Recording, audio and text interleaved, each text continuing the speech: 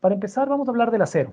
Como pueden observar, está formado por una especie de granos. Por ende, si la microestructura del acero es deformable y reacomodable, esto le permite conservar sus propiedades después de los procesos de manufactura en los que se altera una y otra vez su forma y su tamaño. El laminado consiste en calentar previamente los lingotes de acero fundido a una temperatura que permita la deformación del lingote por un proceso de aplastamiento que se produce en una cadena de cilindros a presión llamado tren de laminación. Ojo, este proceso se lo lleva a cabo en caliente con el objetivo de mantener las propiedades de forma isométrica, que el material resista cargas de igual forma en todas direcciones. El proceso de laminado de un lingote de acero se pasó a un proceso de transformación en caliente. Se obtuvo un alambrón, se saca una varilla y de esta varilla se hace una malla electrosoldada. Continuando con la capacitación, tenemos el tema del trefilado. Consiste en estirar el material en frío a través de trefilas, que son secciones fabricadas en materiales mucho más duros que el acero, con agujeros cada vez más pequeños que le dan su forma seccional al alambre. Pueden ver en la gráfica, pasa por estos dados,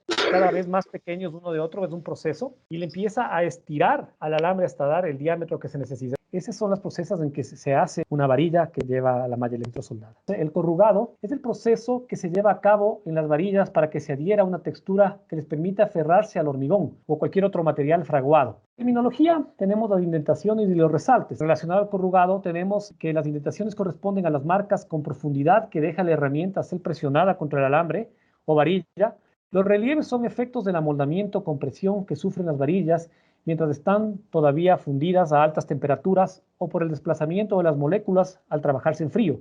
Hasta aquí tenemos la varilla trefilada y la varilla laminada. No se les puede diferenciar a simple vista, sino por su rotulado al momento de adquirirlo. Despejando algunas dudas, ¿el corrugado y el garfilado son lo mismo? Pues bueno, en esencia sí lo son. Pues el resultado es una superficie con relieves, con estrías, ¿no es cierto? Pero se utiliza el término grafilado de forma común para referirse al proceso de relieve en alambre trefilado. Los productos fabricados con este material que ofrece Dipac son los siguientes. Tenemos la malla electrosoldada. Podemos usarla tanto para la fundición de losa como para cerramientos cada vez más. También tenemos la malla de gaviones, la malla de cerramientos que se le vende por metros.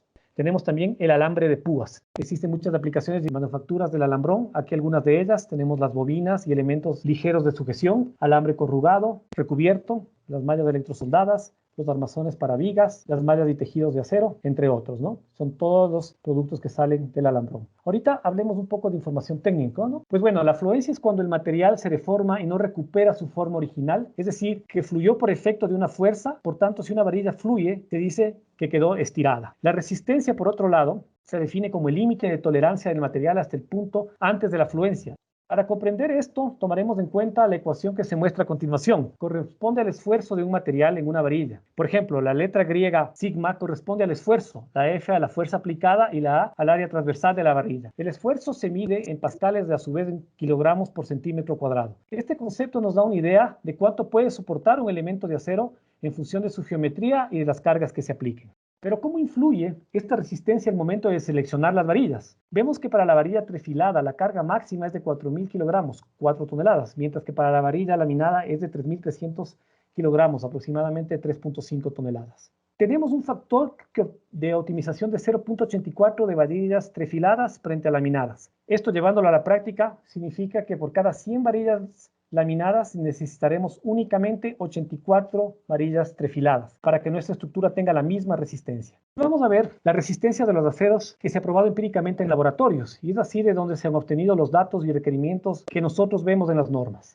Estos experimentos nos dan como resultado gráficas de esfuerzo versus deformación. El punto en que la curva cambia se considera el punto de fluencia del material, o mejor dicho, su resistencia. Cada acero tiene una curva de resistencia diferente. Una pregunta muy sencilla: ¿cuál de estos aceros tiene mayor resistencia según la gráfica? Pues aquí vemos que la 514 tiene una resistencia de 6.000 kilogramos por centímetro cuadrado. Adicionalmente, se puede tratar sobre la protección del acero. No siempre es requerido optar por añadir protección al material, a menos que sea resultado de fines estéticos al colocar una capa de pintura. Los requerimientos de cualquier tipo se los debe utilizar únicamente de ser requeridos, para no acarrear costos innecesarios y probablemente ineficientes. Se usan en caso de tener un medio agresivo que pueda comprender el medio muy húmedo o con concentraciones de ácidos o sales de rasgos tolerables de corrosión. Se puede optar por distintos tipos de protección, como es el baño de zinc, la protección catódica o la pintura ionizada, etc. La ley de Faraday nos permite saber un estimado de tiempo en el cual el acero perderá cierta cantidad de masa por efectos de la corrosión. Para que una malla electrosoldada pierda apenas 1 milímetro de espesor, tienen que pasar 60 años y esta pérdida de 1 milímetro de espesor no influye en nada en el sistema constructivo.